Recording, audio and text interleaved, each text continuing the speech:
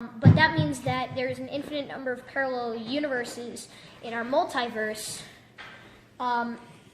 Just move that there and focus more here on these lines. In our multiverse, and there's an infinite number of these realities. And in each reality, as every electron spins an animator of an animator to an animator to an animator around a nuclei of an atom, we're catapulted into, an infinite number of alternate universes. Just imagine this is the start of the universe. This is our original timeline, right? But as soon as this starts, we are infinitely catapulted into an infinite number of parallel universes.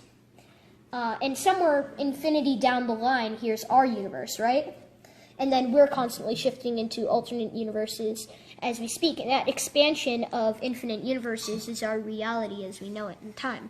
So therefore, if there are other universes, they're next to ours, and this actually relates to my theory of the Mandela effect and how the particle accelerator altered the weight of one electron and therefore destroyed our universe and shifted us into the universe that's directly next to it, and therefore things are different in this universe. So you believe that this thing that some people call the Mandela effect is actually real? Oh, absolutely real. Can you describe what it is for people who have never heard it before? Sure. So the Mandela effect is the effect of some people thought that Nelson Mandela died at a certain time, and other people remember it as a different time. And this goes for a lot of other things. Star Wars, classic videos, Mirror, Mirror on the Wall. Everybody knows that. Well, if you actually look back to the original film, it's not Mirror, Mirror on the Wall. It's Magic Mirror on the Wall. And some people actually... Which, of course, it's not. It's not, in right. the reality I grew up in. Right, exactly. And, I mean, some people in this reality, I guess, maybe didn't make it from our last reality, I'm thinking. I'm still trying to figure out why they don't remember it. And some people do. But anyway, though, that is the Mandela effect, and we are living in an alternate expansion of our universes.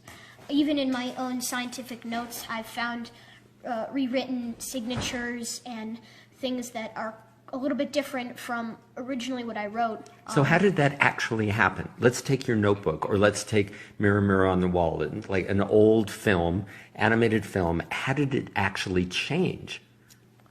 Well, it never changed. We changed. You see, we were moving relative to our universe, and then our universe destroyed, so now the universe started to move, or I guess our parallel universes, our multiverse started to move parallel to us because we were out of alignment, and that just destroyed everything. So technically, the universe didn't change, we did. I just had a little pause there. Just my accident. We weren't deleting anything. People were saying, "Oh, what's going on?" Because I had a text coming in. So there are two studios, let's say the Disney studios. One studio, Studio A, creates a film that has Magic Mirror on the Wall. Another studio says Mirror, Mirror on the Wall. Is it two separate studios, or what happened? No, same studio, different timeline. So, good thing we have a multi-layered napkin. This is very high-tech in terms of our graphics. Definitely sophisticated. Go ahead. Anyway, so as I said... Because I love that one, because everyone remembers Mirror, Mirror on the Wall. I mean, Everybody there's no does. one, and there's a whole Sally Field, you like me, you really, really like me, blah, blah, blah, and now it's They you like will me. come, build it, he will come. The peace sign. Oh, really? I didn't know about that one. Oh, yeah, there's so much. I have a record of all the ones that I've been able to Of course, match. of course you do. And some other stuff that I should tell you personally about later. Okay, can't Anyway, wait. so yeah, infinity down the line from our original timeline, where here's ours. And of course, this timeline is only moving forward because, well, the expansion of infinite number of realities behind it. But what happened was we made this universe sort of out of balance. And our universe... Because of the collider, the super collider? Yeah, we altered the weight of a single electron, which I believe shifted us into a parallel universe, considering that we caused a chain reaction that could have catastrophically destroyed our universe. I mean, even when we thought about starting it, we thought our universe would implode, and then it didn't, and we're like, oh, it's okay. Well, maybe it did implode. We just instantly got shifted to another universe. And that's your belief? Right, in my belief. Of course, this is just a theory, and it's still being developed. Okay. But yeah, maybe in that infinitely small moment of time, we were instantly shifted.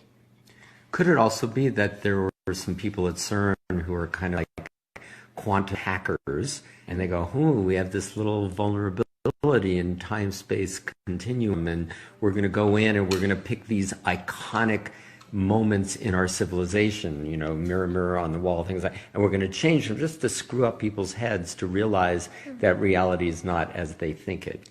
That could be completely possible, although there's some stories, fairy tales, campfire, scary tales that occurred at CERN, supposedly, or that are set at CERN, dimensional beings or satanic portals, a whole bunch of other crazy stuff. And a lot of people believe they have to do that to consistently maintain our universe, or bridging two universes or dimensions even together. Now, then again, they're fairy tales. Okay. And since when are fairy tales real? But then again, all fairy tales are based off of something. Anyway. Yeah, back to eternity. Right. Go ahead. So, when this universe was destroyed, then again, here's our progression of infinite expansion of parallel universes. And here's ours. When this one just destroyed itself, and as I said, there's an infinite number of parallel universes. That means there's an infinite possibility that everything contained within our infinite range happened, existed, will happen. For example, there's a reality where possibly maybe this world didn't even occur. Maybe there's a reality where our universe instantly started and then destroyed itself. There's an infinite number of possibilities. But however, which is such an incredible thing to try to wrap your head around it, right? It's almost impossible. Yeah, there's... just the word infinity is almost impossible to really completely understand. Then again, there are higher levels of infinity, as you'll see in videos. Higher levels of infinity. So yeah, infinity is not just infinity. There's variations on that theme. Higher levels of infinity. There's smaller infinities, larger infinities. It's hard to wrap your mind around that there is something larger than everything. Which is, It's even a paradox as itself. It's an oxymoronic phrase. And that's where you come back to God. Well, God could be God of the universe or the multiverse, but then... There must be another multiverse of multiverses of multiverse where there's a universe where there is another more powerful or less powerful or equal God as we defined it in E = MC², the new definition of God. So, other than you and maybe a few other people, we're really not going to figure this out, are we? Not for a while, no, I don't think so. Okay, go ahead. Anyway, so the funny thing about... Well, I mean, do you feel like you have it figured out? Well, I think I do, yeah. But then again, this is all just a theory, and since when can you prove a theory about infinite universes and infinity and alternate realities? When can you prove that? So... do I think that I know it? I think that I might have some basic, very, very basic idea, even gist, of what possibly can be happening. But then again, this is just theoretical physics, and even in, the title, it's theoretical. Right. I don't actually know everything that's happening. There's never a way that I can. So, really, it's just a matter of... how much do I think that I can explain the unexplainable? And maybe I'm not even explaining at all. Right, but and any of this stuff is so vast and so amazing. It's just like, people's concepts are completely blown of anything once they tap into these larger realities. Anyway, let's finish this, see if we can at least understand straight lines here and the Mandela effect. Right, so... universes that are right next to each other, and as I said, these are infinitely close yet infinitely far away from each other. We have our universes, and the farther away a universe is, the more different it is because of each individual event. Now, the distance and amount of universes between these two lines is infinite. Like, it's kind of crazy. You can't draw it or visualize it. It's just infinite between each line, and then an infinite line between their lines, and lines and lines and lines and lines, infinite over and over again. But anyway, somewhere down the infinity over here, we have a parallel universe, right?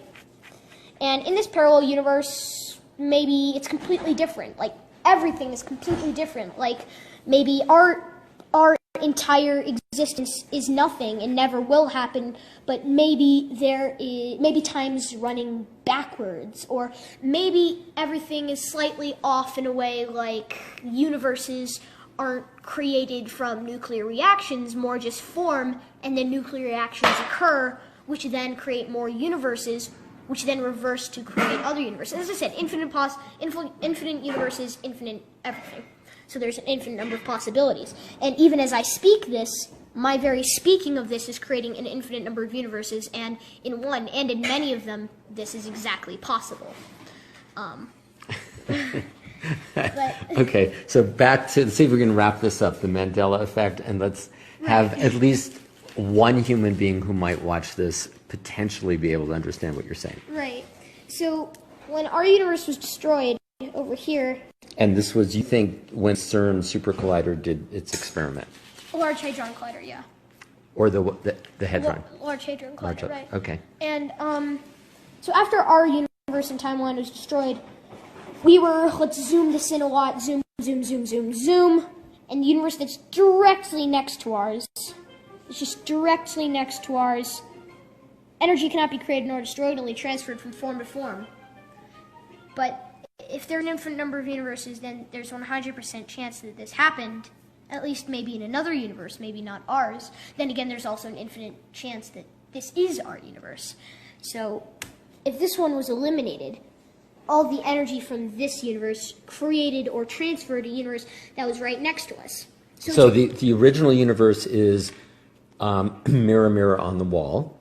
The transferred to universe is magic mirror on the wall. Right, and even if you have quantum data or other things that possibly could help calculate these claims, then you'll find that there is a fluctuation pattern of which our universe is on a similar plane. So if this is our plane, there's a universe in this plane, which means that this is a larger dip and this is a smaller dip. So that way there's a fluctuation in our reality of actually things that are real to us but are different in other realities. There's a consistent fluctuation, and I think this fluctuation is known as the Mandela effect for some things, and a lot of things are the same, but other things are, very different. So in this universe, it's pretty much almost exactly the same as ours, for the fact that we're all here, almost, and that everything that we see is pretty much the same. What do you mean, almost? Almost as in, like, I don't know. There's an infinite number of possibilities, so there has to be at least an infinite possibility that somebody on this planet is gone from that time. Or maybe there is an infinite possibility that there is. But the point is that it's a parallel universe to ours. So it is not our universe. It's not ours. But... So we are now not in the same universe that we were in when Mirror, Mirror on the Wall was a part of a film. Well, that's what I'm theorizing, yeah. So we're in a different universe. Exactly, completely different universe. Even though it looks almost otherwise completely the same. Is exactly the same, except for that 0.000000000000000000000000000 infinite number of zeros, 1%. Yes. Difference. Right. And that 1% difference is large on our scale, or even small on our scale, but it's still different. Enough that it's able to contain our energy, but not enough that it's the same. As I said, it's a parallel universe. It's not the same as ours. And if we have to arrive at the same time that we left, then there has to be difference. There's that fluctuation. And one of these fluctuations was maybe something different. Maybe one person decided to walk on the other side of the sidewalk, as it is uncertainty. at least in our future. I mean, if you're in a higher dimension like the fifth dimension or looking on our fourth dimension, uncertainty is just a matter of which way you're going, like a road. But to us, uncertainty doesn't happen because we can only see the present as it's happening. But anyway, Yeah, so parallel okay. universe, fluctuations. So, Mary, is it mirror, mirror on the wall or magic mirror on the wall? Mirror, mirror. Mirror, mirror. Definitely a vote for mirror, mirror. Right. Luke? Actually, there was a movie that was done. Julia Roberts was in a movie called Mirror, Mirror, Yeah. based off of that quote. Right, but maybe that movie is now called Magic Mirror. Actually, I checked. It's mirror, mirror. Okay, so they didn't change that. Right, They but didn't. then again, there's a parallel universe where they did change that. Or we just shifted into a parallel universe, but that also changed. That one thing also changed. And you can find that multiple things have changed. But Where it that's- wasn't Julia Roberts, it was Meryl Streep. Right. Again, I think what's exciting, and someone who is less sophisticated than you, like myself. No. Everybody is exactly the same. Everybody pretty much is equal, just in different ways, more Right. accurately. Like one person is equal in maybe his ability to identify multiple different forms of color, but to him that's just regular. Right. But There we- was but what's the we name can't of that? identify What's that. the name of that crab or something that Oh, that the hammers mantis people? shrimp? Yeah, the what? The mantis. mantis shrimp? Right, can see like a million different kinds of colors. 12 different colored planes. We can only see 3 different colored planes. It could see 12. Right, so cool. Anyway, yeah. the point that I was trying to make when I was talking about sophistication, the bottom line, which you've been repeating in many different ways throughout this little Facebook Live thing, Okay. is that infinite universes and just the very concept of infinity is pretty mind-boggling. I mean, Yeah, it's I like, mean- but it affects everything on at least a theoretical basis. Well, yeah, everything and nothing. And there we go. Yeah, so it's pretty uncertain, but then again, uncertainty is uncertain. And uncertainty can be certain and uncertain at the same time. There you go. No, I think that sums it up. There it is, quantum physics right there from, Yeah. say your name, Maxwell Laughan. and you are a